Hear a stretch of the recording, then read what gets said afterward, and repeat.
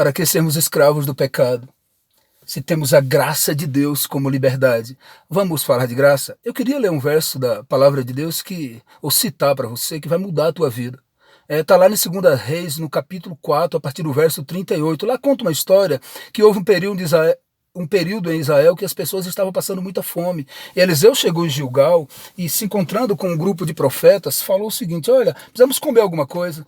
Vai lá, ordenou para o seu servo, vai lá no campo e tenta conseguir alguma coisa para fazermos uma sopa. Diz que o servo foi lá e, caçando alguma verdura, achou uma trepadeira, uma espécie de trepadeira. Trouxe os frutos, cortou, colocou na panela e serviu. Quando as pessoas estavam comendo, começaram a passar mal, começaram a agonizar e disse: não, e aqui tem morte, vamos morrer. E todo mundo se desesperou. E Eliseu rapidamente chamou outro e disse: traz farinha para mim.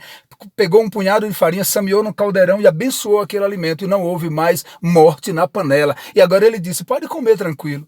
Ah, queridos, esse é o poder de Deus. Olha para cá, eu quero falar do poder de Deus. Esse Eliseu do passado, que foi um grande homem de Deus, essa palavra, esse texto está sugerindo que nós podemos viver essa autoridade no presente. Esse mesmo homem que fez isso no passado, que serviu ao mesmo Deus que te ama e que é contigo agora no presente. Eliseu abençoou aquele alimento, as pessoas não viram antes de comer. A palavra diz que no mesmo momento, eles pararam de comer, eles já estavam com medo de morrer. E aí Eliseu agora vai lá, coloca farinha, abençoa o prato e retirou a morte. Tem um espírito de morte rondando o Brasil, rondando o mundo. Esse espírito do inferno, essa praga do inferno, essa praga mortal está rondando aí. Mas eu venho com essa palavra para dizer para você que Deus é maior do que espírito de morte. Eu venho com essa palavra para dizer que o mesmo chamado de Eliseu é seu, se você quiser, nessa hora. Eu venho dizer para você que Deus te selecionou para fazer diferente. Mas nós estamos vivendo uma vida de covardes. Nós gritamos: Deus é bom, nós amamos Jesus, mas diante dessa intimidação do inferno está todo mundo escondido. Nós, ao século, é a geração de crentes mais covardes. A covardia está infiltrada dentro da vida dos pastores, dos pregadores, da irmandade da igreja, porque ninguém aparece, ninguém levanta a sua voz. Tem um espírito de morte matando por aí e está todo mundo intimidado na caverna e deixando Satanás deitar e rolar. E onde que está o poder de Deus? Onde que está a força da igreja? Onde que está a força do povo de Deus? Um monte de covardes. Eu me lembro que na história do mundo teve 5 grandes pandemias, como rubéola, varíola, cólera, a peste negra e entre outras. E se você for olhar, eu estive pesquisando as histórias, e em todos esses momentos a igreja de Deus se levantou. Na peste negra, por exemplo, na Itália, os crentes saíram na rua e falaram: vamos orar para Deus curar todos que estão enfermos com essa peste. Aqueles que Deus não curar, vamos levar para casa e vamos tratar. E o papel da igreja foi gigantesco no meio da pandemia da peste bubônica.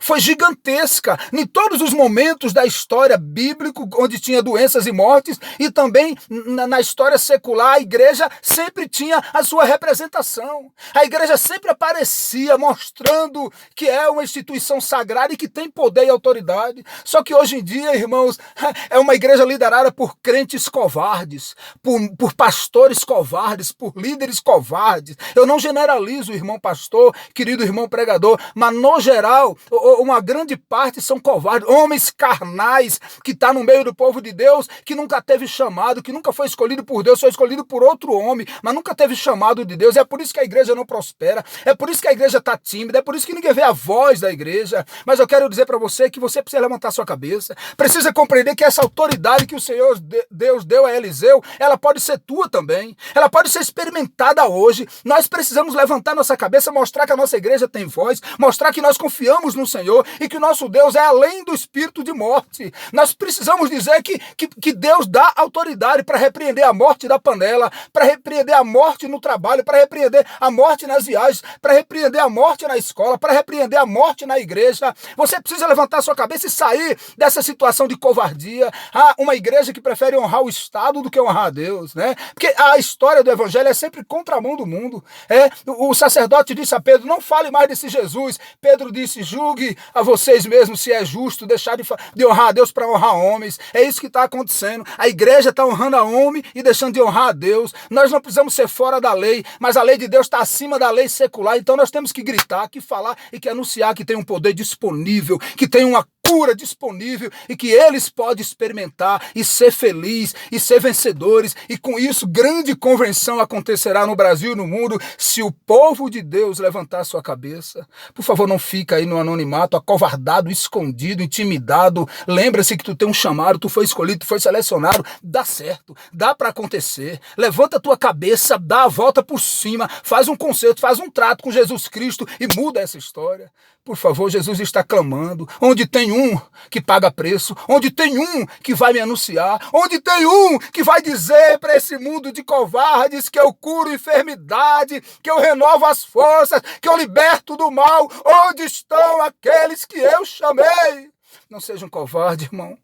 Honra Jesus Cristo, faz o teu papel, senão tu vai ser cobrado.